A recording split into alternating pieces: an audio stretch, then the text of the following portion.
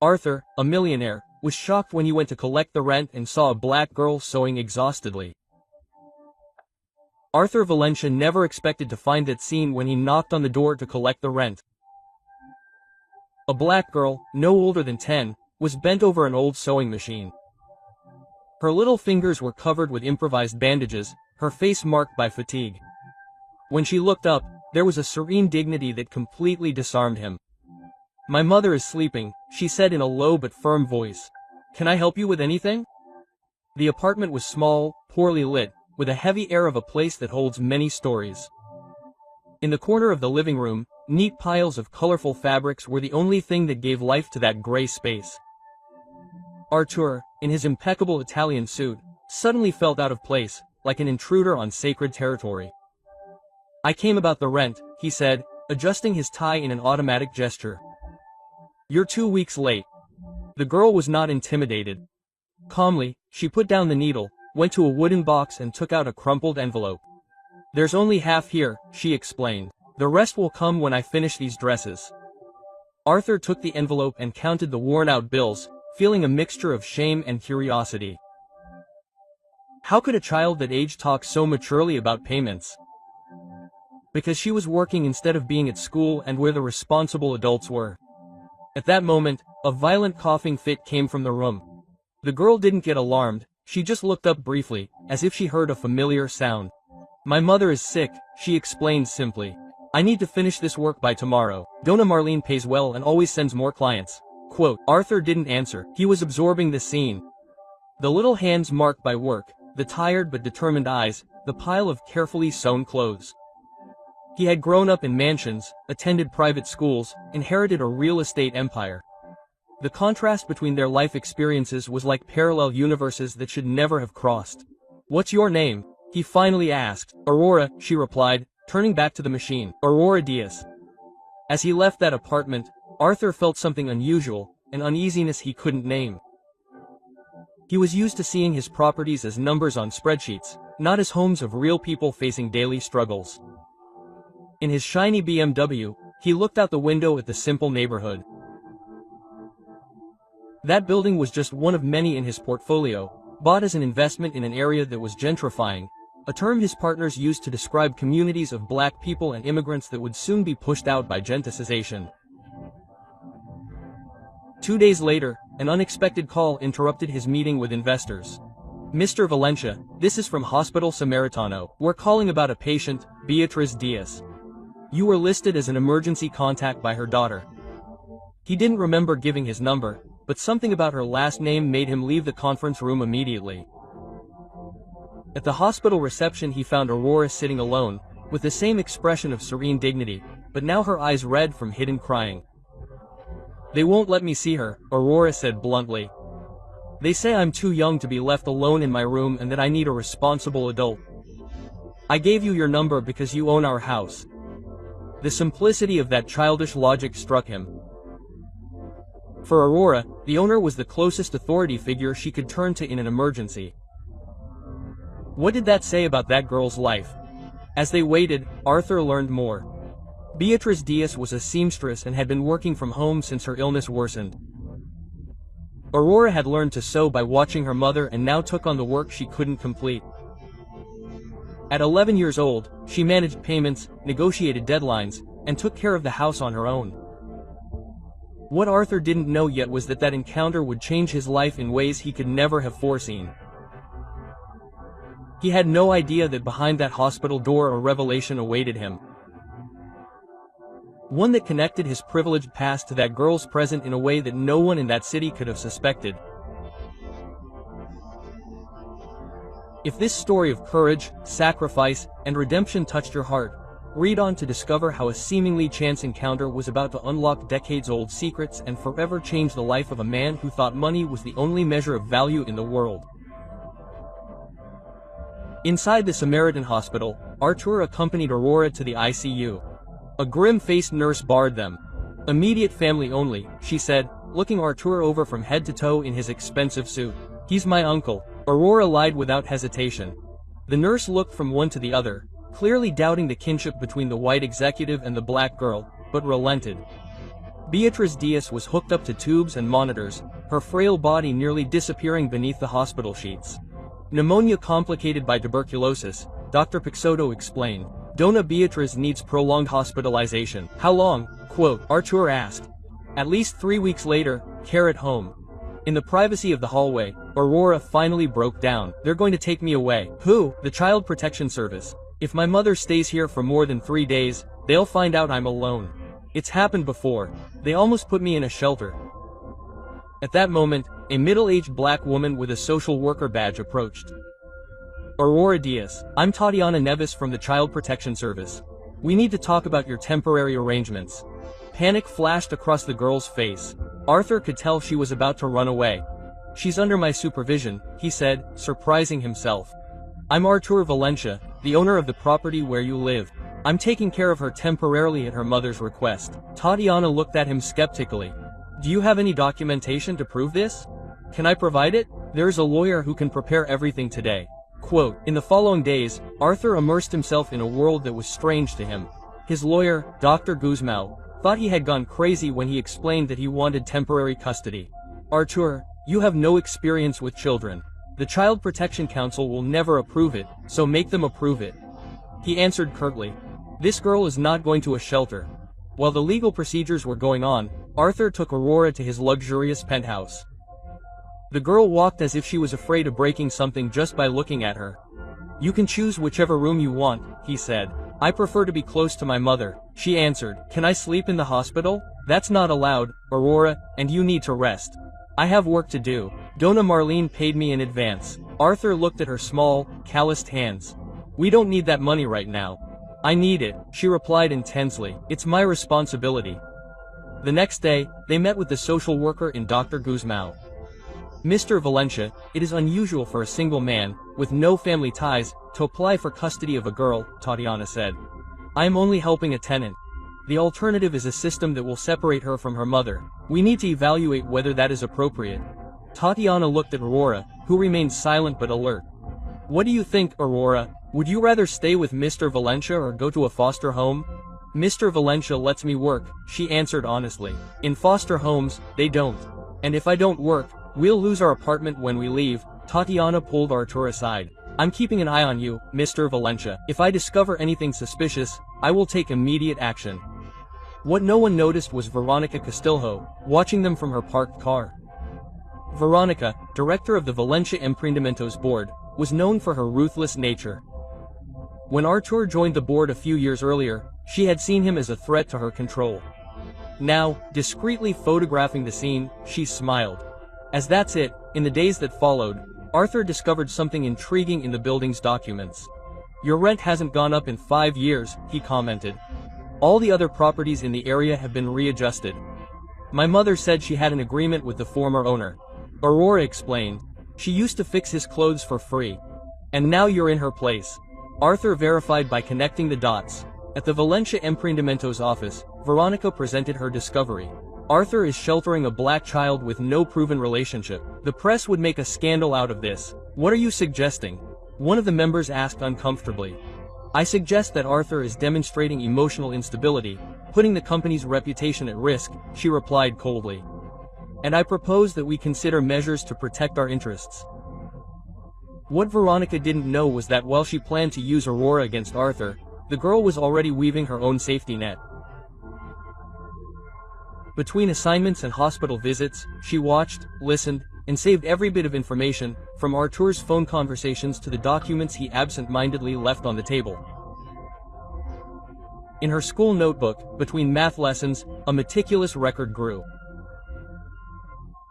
And somewhere in that tangle of invisible threads was the truth about why, of all the apartments in the city, his mother had insisted on this particular building, belonging to the Valencias.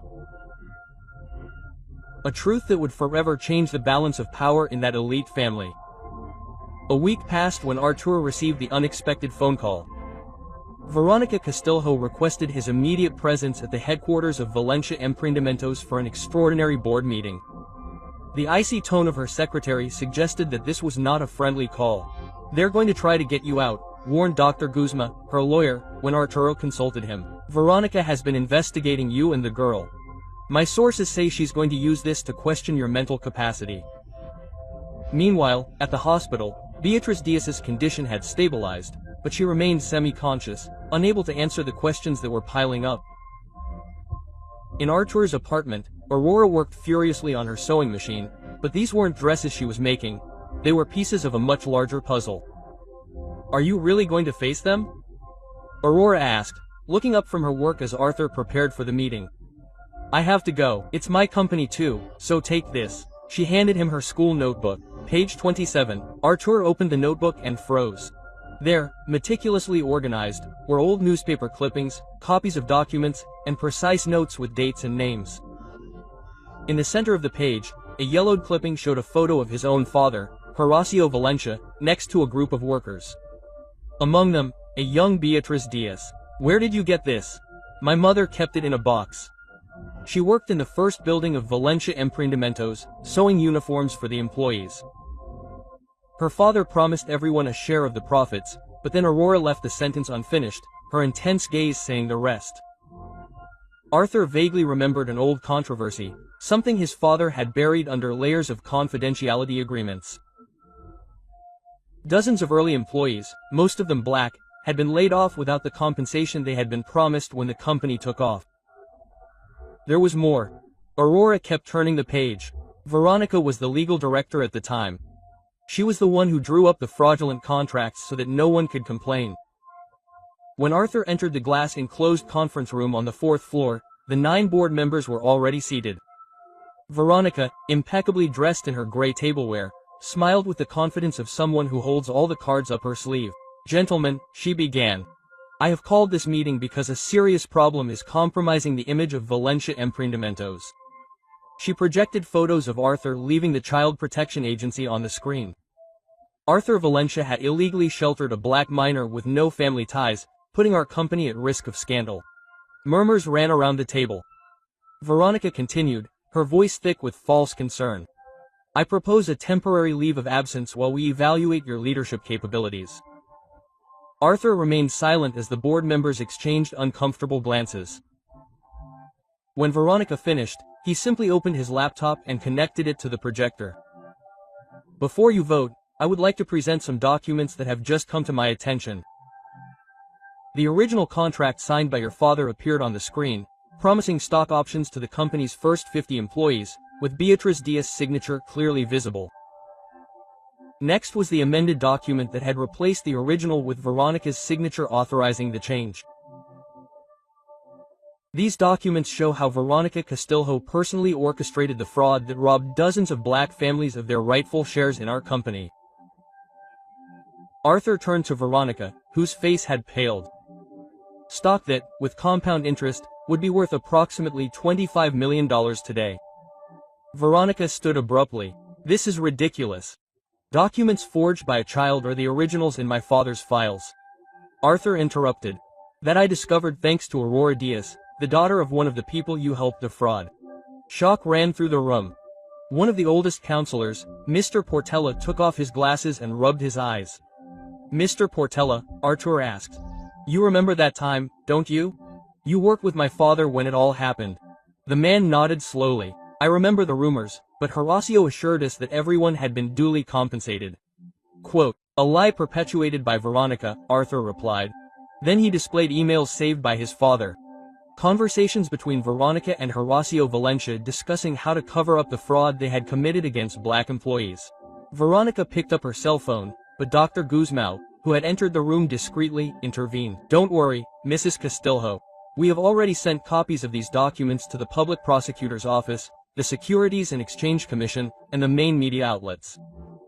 I suggest you save your calls for your criminal lawyer. For the first time, Veronica Castillo. The woman who had built her career on the backs of people like Beatriz Diaz seemed vulnerable. Her empire of lies was crumbling while her advisors demanded her immediate resignation. The next day, the newspapers were full of headlines. Scandal in Valencia and its businesses, decades of racial discrimination exposed. The company's shares plummeted 30% in the first hours of trading. Meanwhile, Veronica faced federal investigations. Arthur returned to the hospital, where Beatriz Diaz had woken up.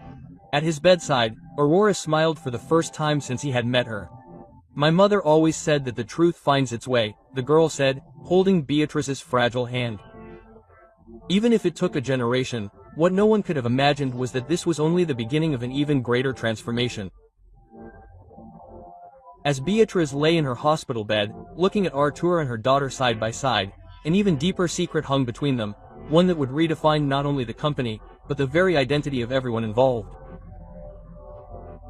3 months after the scandal, the name Valencia came to represent something completely different in the city. The headquarters of Valencia Emprendimientos had been transformed with a new sign at the entrance, Valencia M. Diaz Holdings. A change that symbolized more than just a business partnership.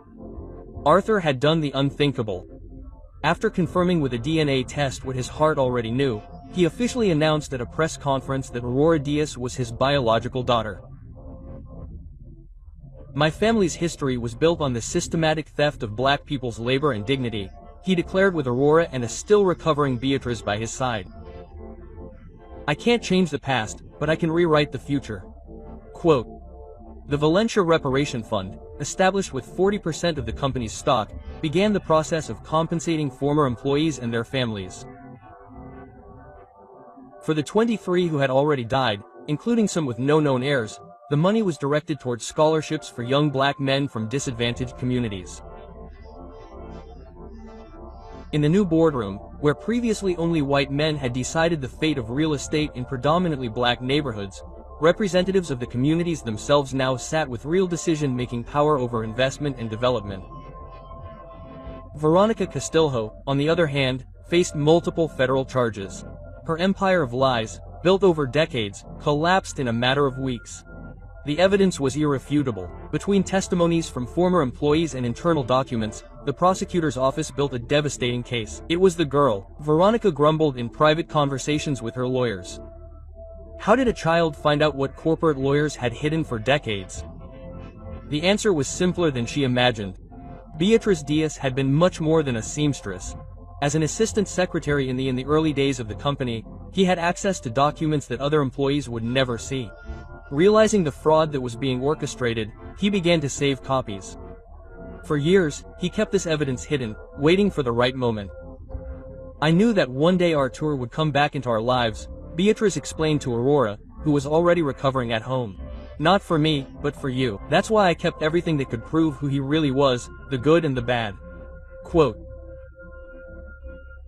In the old sewing room, now converted into an office for Aurora, father and daughter had long and sometimes uncomfortable conversations about privilege, about race, about a system that allowed a black child to work in conditions that no white child would ever be subjected to. "The real shame is not that you showed up to collect the rent," Aurora said one afternoon as she showed Arthur her new school project. "It's that you never noticed before." The Threads That Unite project transformed the old building where they lived into an arts and crafts school with an emphasis on dressmaking, design, and entrepreneurship for young people from marginalized communities. The first class, made up of 30 girls, was led by Aurora, who at age 12 was already teaching techniques that many professionals were unfamiliar with. 6 months after the collapse of the former Valencia Emprendimientos, Veronica Castillo was sentenced to 9 years in prison for fraud, forgery, and obstruction of justice. On the same day, the new company's urban revitalization project was approved by the city government. A plan that would renovate neighborhoods without displacing the original residents, with contractual guarantees of accessibility for low-income families. "Some people take a lifetime to learn what I learned in 6 months," Arthur reflected during an interview. "That wealth without purpose is just empty accumulation. That privilege without responsibility is a form of silent violence." In the family's new home, Beatrice finally regained her strength. The hands that had worked tirelessly for years were now directing a team of seamstresses, creating a line of school uniforms that would be donated to public schools in the region. One autumn afternoon, as Aurora was fitting her mother for a new dress, Arthur came into the room with an old box. "I found this in my father's archives," he said, opening it carefully. Inside were dozens of drawings of uniforms and corporate clothing, all signed by Beatrice Diaz, dating back 20 years.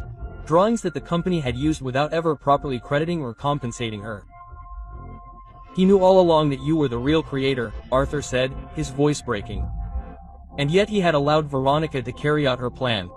Beatrice picked up one of the sketches, running her fingers over the yellowed paper. I never drew for money or recognition. I drew because it was what I loved to do. That's why your drawings were so good, Aurora replied proudly. That's why mine are too. That night, as the city slept, 3 generations united by blood, separated by privilege, and finally reconnected by justice, planned a future where merit and opportunity would not be determined by skin color or birth zip code.